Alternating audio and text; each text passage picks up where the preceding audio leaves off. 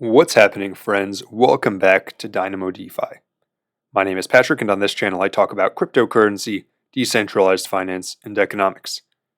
Usually on this channel we like to go through specific projects, but in today's video I'm going to mix it up a little and instead talk about my strategy for my overall portfolio in DeFi.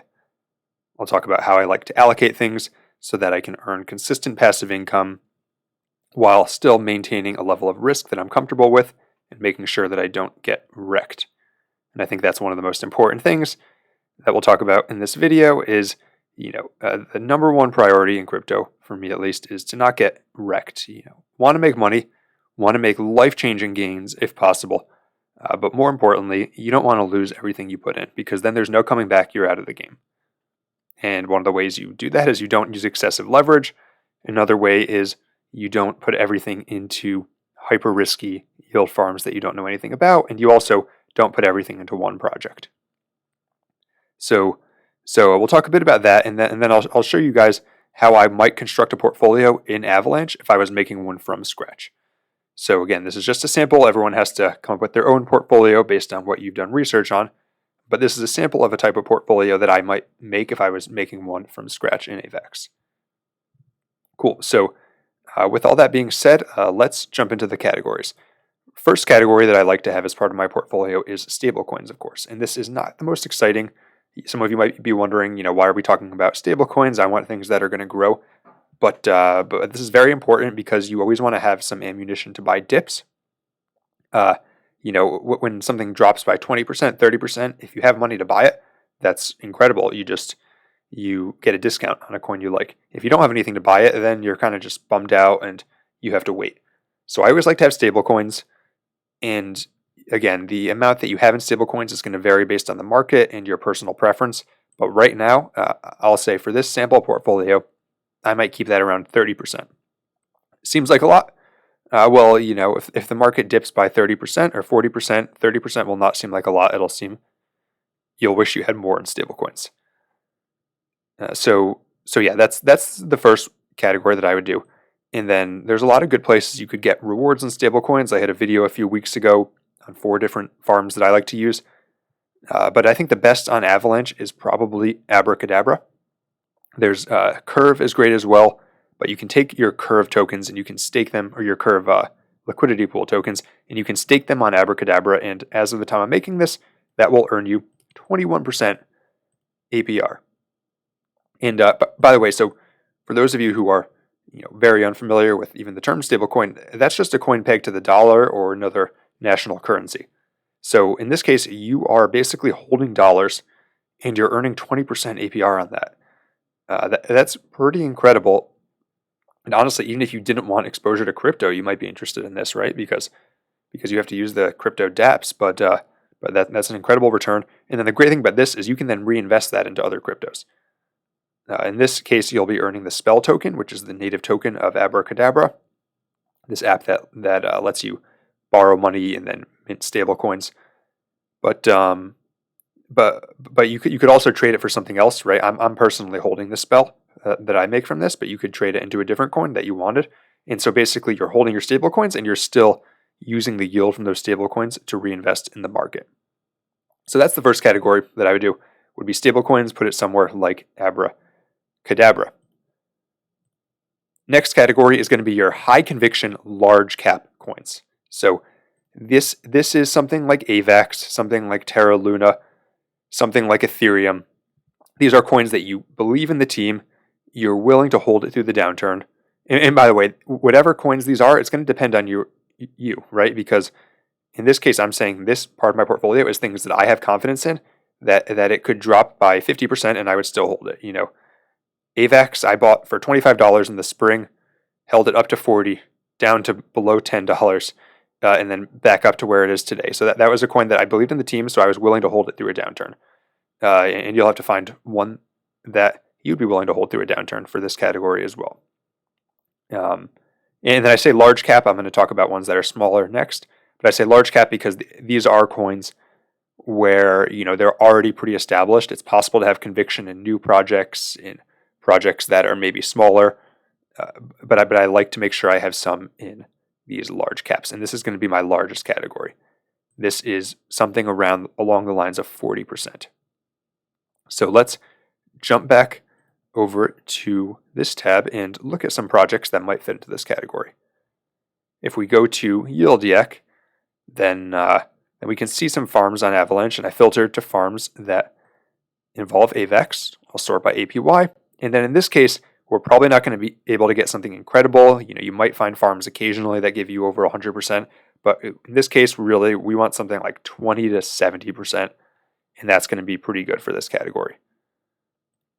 So if I just look through these farms, actually Time AVAX, Time is pretty much a large cap at this point, and this one's 223%. So this could be a good option here. You see there's a lot of small caps. Once we get down to lower APRs, we'll see some big caps again. Joe, great coin. I don't think I would quite consider it safe enough for this category. Same thing with ICE. Ohm, you might put in that category, 57%. Another one you might put in that category, Spell. You might say we just talked about Spell. ETH. I think this is probably one of the best ones we've seen so far. So 30% on AVAX and ETH. ETH is not going to be necessarily the biggest growth crypto, but generally it's sort of like your index fund of the crypto market. And then AVAX, of course, being the coin of this network that we want exposure to. Just to scroll down a little more, we can see there's also BTC, looking at 27%. I'm going to say for this portfolio, so for this 40%, we'll put half of it into ETH AVAX, and then the other half, I really like that Time pool. We'd put it into Time. So now we have three pools. We have the Abracadabra pool for stablecoins, then we have 20% in Time AVAX and 20% in ETH AVAX. And the thing you can see here is you really only need one or two pools for each of these categories. There's really no reason to be in 20 pools like some people do. I think 5, 6 is more than enough, assuming you've done your research and you found projects you have conviction in. So let's go to the next category. Next category is similar to this one, but these are the high conviction small cap coins. So again, I like to separate this out because there's going to be some coins either because they're so new or their teams are anonymous. There are some large caps with anonymous teams, but many of usually projects that are that big, the team is known. They can't just dip out, or they're highly inflationary. A lot of those, like Joe, for example, I think is probably a good one for this, but it's highly inflationary. So the price, it's unknown how the price is going to last long term. It's only been around a few months. Problems like that. So for one like this, you might put something, or I might put something along the lines of 20% in projects like this, and these are going to have a better APR. So as we go down this list, we're going from lower APR to higher APR, and so let's find some projects that would fit into the high conviction small cap category. And again, these are ones you might be able to hold through a downturn, but they're less guaranteed, right? So there's less guarantee that they'll be around in a year or two and will still be popular. So in this case, I think a good project for this would either be Joe AVAX with that 80% or ICE AVAX with 67%. Let's say in this case, we would go with Joe AVAX. Trader Joe is the leading DEX on Avalanche. And let's say we put this whole 20%.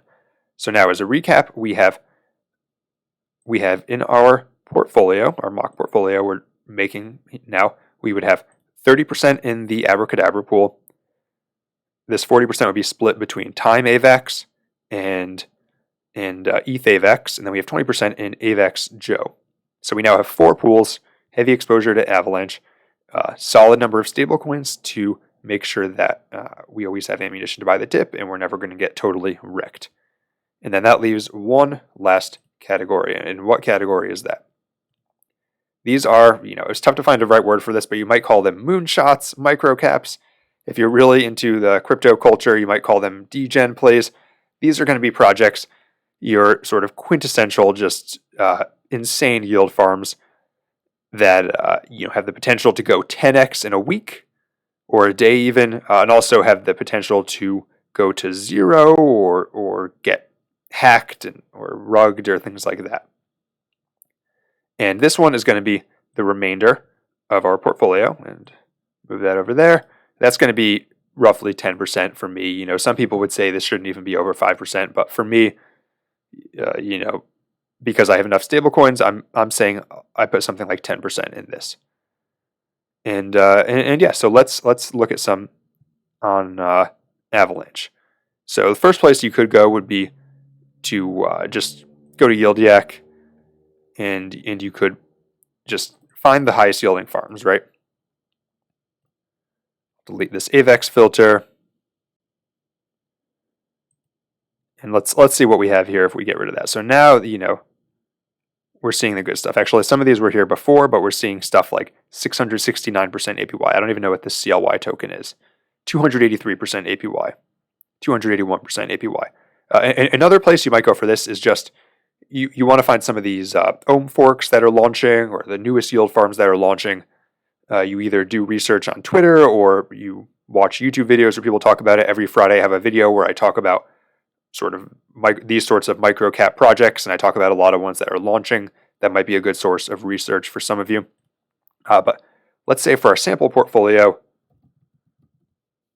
I think a good one right now is MidasDAO. MidasDAO is a ohm fork that's been doing pretty well on the Avalanche network. We talked about it a few weeks ago on my Yield Farm Friday video.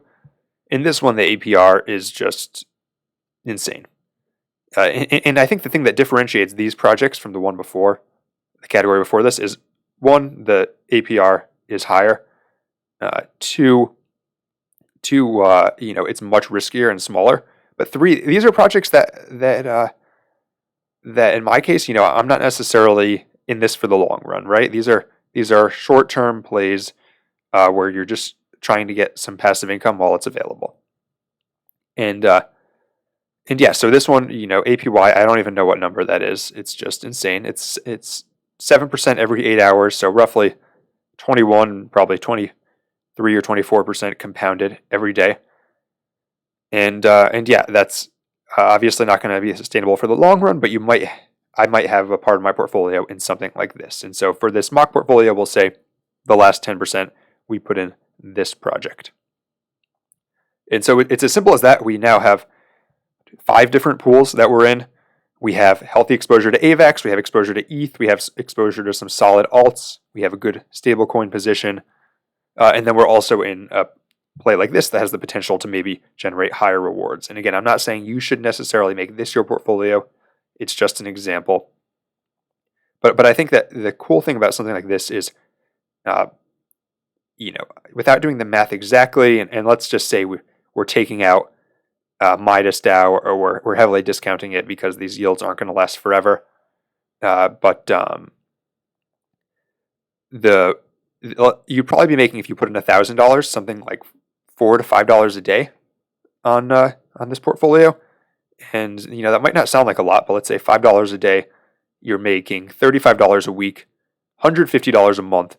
So that's basically the same as if you worked a job for $15 an hour for 10 hours. When you think about it that way, right? It seems a little better. And then also that's $150 of crypto that you have in your account that you didn't have before, that you can then invest in whatever projects you want, right? So that's when you can do fundamental research, find a project that you think is solid, and then maybe your yield returns from that month go into that new project. And it's basically free money, right? Because you're holding cryptos that you're bullish on anyways, but you're also earning this yield that you can then reinvest. And that's, I think, a great way to build your portfolio over time, and to also feel a little bit safer when the market's rocky, because you're still earning that yield that you can reinvest. Let me know what you guys think about this sort of portfolio allocation. Do you have any other categories that you like to use? And let me know, as always, if there's other videos you'd like me to make. That's all I got for today. If you enjoyed this video, be sure to like, subscribe, and follow me on Twitter. And until next time, this is Dynamo DeFi.